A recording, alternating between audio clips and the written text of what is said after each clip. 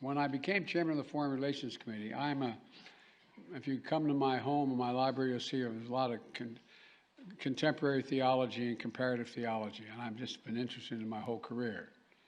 And I realized how little I knew about the details of Islam. I knew about it, but I didn't know the difference that existed. I didn't know what the hidden imam. I didn't know what the hidden imam.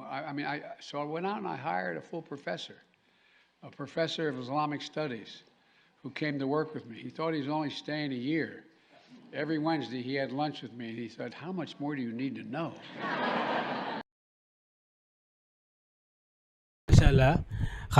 MashaAllah, this will be our third and last question. Recently, in the past few days, we have noticed Joe Biden, the President of the United States, was giving a speech on the day of Eid. It looks like he mentioned the word Imam Mahdi. And this choice of word was in fact a surprise for a lot of people, because many didn't think the Americans knew about Imam Mahdi. With that being said, we are asking you, after hearing Joe Biden mention Imam Mahdi, what is your interpretation of this message? My interpretation of this message is, this is not a surprise for me. It's not surprising that a country like the United States, their president went in public to send a message, I would even call it, to the Muslim community and mentioned the word Imam al-Mahdi. This doesn't appear to be a surprise for me, because anyone who knows America knows that in terms of their future, whether it's in the domain of technology, religion, or any other area, they always perform their research in order to be ahead of the next big thing and acquire the maximum share. We know that from America. With that being said, we know that Israel, the Jews from Israel, the great ones, known for their knowledge and their ability to decipher the stories of the Prophet through prophecies in Akhir Zaman, most of those Jews have predicted the appearance of Imam al-Mahdi in 2022. I think anyone who has access to the internet can do their own research about it. Those Jews, everyone knows that the Congress located in the United States, the biggest lobbies, are mostly occupied by Jews. And the Jews are knowledge seekers. The people of the book is what the Quran refers to them, Ahlul Kitab.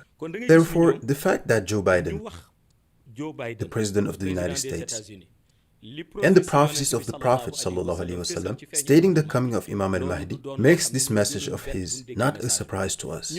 However, what we interpret of his message is, what does he mean by that?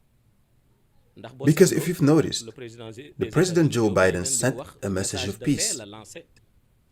He conveyed this message during a day of celebration for the Muslims, which is Eid al-Fitr.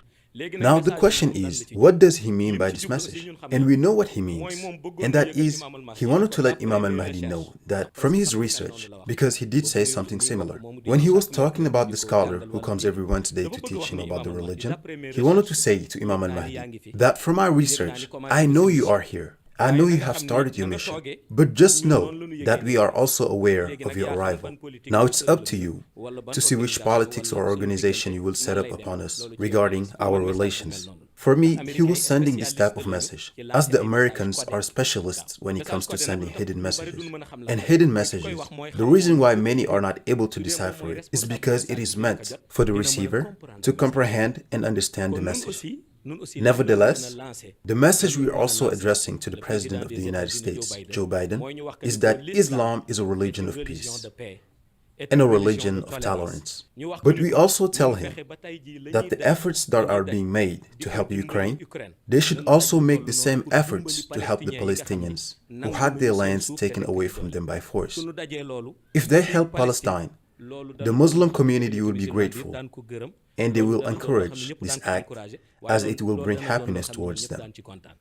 Therefore, our only message is that the help the United States have provided to Ukraine to prevent them from Russia They should also provide the same help for Palestine, because the Palestinians need help.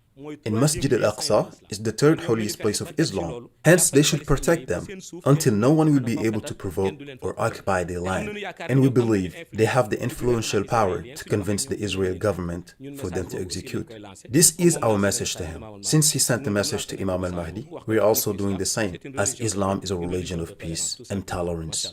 Prophecy, prophecy, his time has come, his time has arrived. The one Rasulullah has told us about this mission at the end of time.